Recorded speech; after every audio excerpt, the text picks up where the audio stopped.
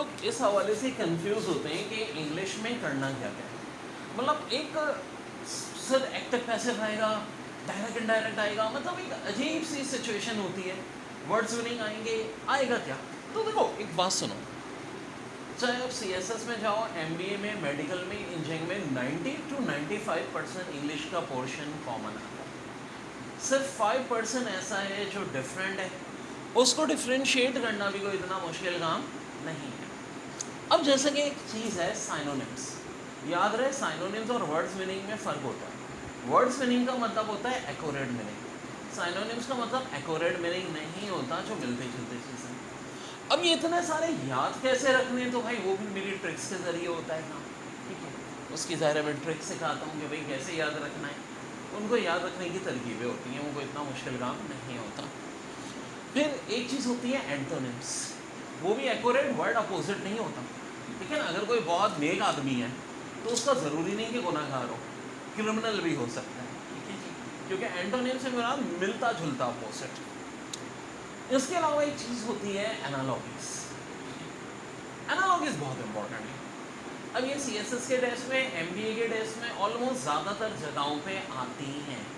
अब जैसे कि फ़िश की स्टडी थायोलॉजी होती है, और फिश के आगे उन्होंने एक थायोलॉजी लिखा है, तो बर्ड्स के आगे हम लिखेंगे ऑर्निथोलॉजी। लेकिन अगर फिश का वाटर लिखा है तो बर्ड का एयर हो जाएगा, ठीक है जी। और फिश का एक्योरम है तो बर्ड्स का एवियरी हो जाएगा। ये थोड़ा सा कॉन्सेप्ट है जो बेसिक बात आपको पता होनी चाहिए। अब इसके बाद आते हैं ग्रामर पे। तो भाई दो चीज़ें बड़ी हैं, एक एरर डिटेक्शन और एक सेंटेंस करेक्शन, ठीक है जी। एरर डिटेक्शन या सेंटेंस करेक्शन की जब हम बात करते हैं, तो देखो एरर को सॉर्ट आउट करना हो, उसमें ये होता है कि ABCD में से कोई एक एरर होगा, आपको पहचानना है। और ई ज़्यादातर होता है जो विदाउट एरर होता है, और सबसे मुश्किल विदाउट एरर वाले को पहचानना है। लेकिन उसके लिए मेरे फार्मूले हैं, अगर उन फार्मूलों पे आप चलेंगे तो कभी प्रॉब्लम नहीं होगी, ठीक है। फार्मूलों से बाहर नहीं होगी कोई चीज़। इसके बाद एक और चीज़ बड़ी इंपॉर्टेंट होती है सेंटेंस करेक्शन। सेंटेंस करेक्शन में आपको सेंटेंस को करेक्ट करना होता है, ठीक है। सेंटेंस फॉर्मेशन भी आता है, उसमें यूजुअली प्रीपोजिशन का इस्तेमाल होता है, वो इतना मुश्किल काम नहीं है।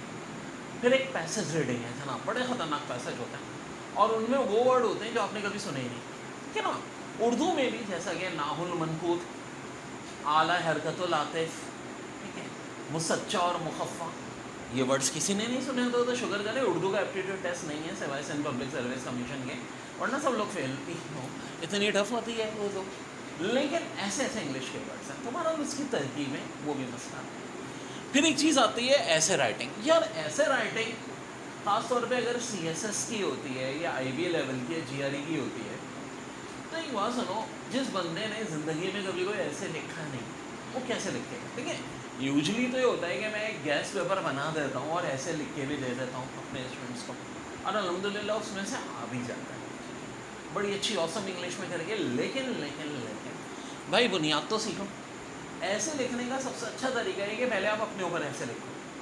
ग्रामर की गलती है, स्पेलिंग की हो, कोई मसला नहीं, फिर my mummy, my father, my home, my city, my country, ऐसे ऐसे बड़े होना है। अच्छा देखो बात सुनो, इंग्लिश हम लोग समझते हैं कि हमारी बड़ी अच्छी है।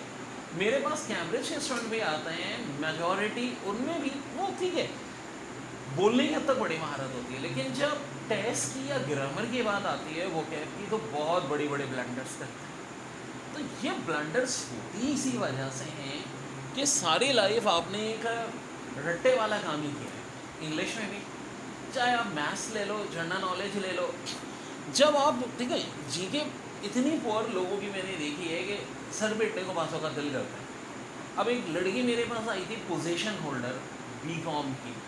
मैंने पूछा दुनिया का सबसे बड़ा दरिया, एशिया। पाकिस्तान का कैपिटल अफगानिस्तान। मैंने कहा बस बेटा भैया आप मज़ीद हिम्मत नहीं है आपसे कुछ पूछने की। तो अगर पोजीशन होल्डर का क्या हाल है, तो फिर भाई सेकंड थर्ड डिवीज़न या रुकने वालों की तो मैं बात ही नहीं कर रहा। वैसे जो हमारे यहाँ का एग्जामिनेशन सिस्टम है उसमें बेचारे बाज़ों का जो रुके होते हैं उनकी नॉलेज बड़ी अच्छी होती है, उनको रोका क्यों होता है ये बस अब एक बहुत लंबी कहानी है जो कभी बताऊँगा मैं। तो इंग्लिश में पूरे 100% मार्क्स आ सकते हैं। इसके लिए बस इम्पॉर्टेंट बात होती है कि बहुत गौर से मेरा लेक्चर देखें। हम इससे अंदाज़ा कर लें कि बहुत सारे स्टूडेंट्स ऐसे होते हैं जो सिर्फ इंग्लिश की प्रिपरेशन के लिए मेरे पास आ रहे होते हैं, लेकिन उन्होंने पहले किसी कोचिंग नहीं की होती है। यूजुअली ज़्यादातर इंस्टीट्यूट में इंग्लिश में तो तवज्जो देते ही नहीं है। अच्छा, हम लोग 7 डेज़ इंग्लिश की क्लास इसीलिए रखते हैं मेरे भाई कि अगर आपकी इंग्लिश अच्छी हो जाएगी। एक बात देखिए, मैंने इतने सारे मास्टर्स कर लिए, इतनी सारी डिग्रियाँ ली, इतनी सारी बुक्स रखी, 4 चीज़ें अल्लाह का शुक्र है गुजरती अच्छी थी। IQ, जनरल नॉलेज, कैलकुलेटर से फास्ट कैलकुलेशन, इंग्लिश। और ये 4 चीज़ें अच्छी हो तो ना कोई सब्जेक्ट पढ़ना मुश्किल होता है, ना पढ़ाना मुश्किल होता है। अब बताऊँ, सारा जो कैलकुलेशन का गेम है वो मुझे चाइनीज़ तुर्किश लैंग्वेज लर्न करने तक में यूटिलाइज हुआ। तो अब आपको इस बात पर फोकस करना है कि जी इंग्लिश में सिर्फ मार्क्स ही नहीं लेने, इसको अपनी अच्छा भी करना है। ठीक है जी।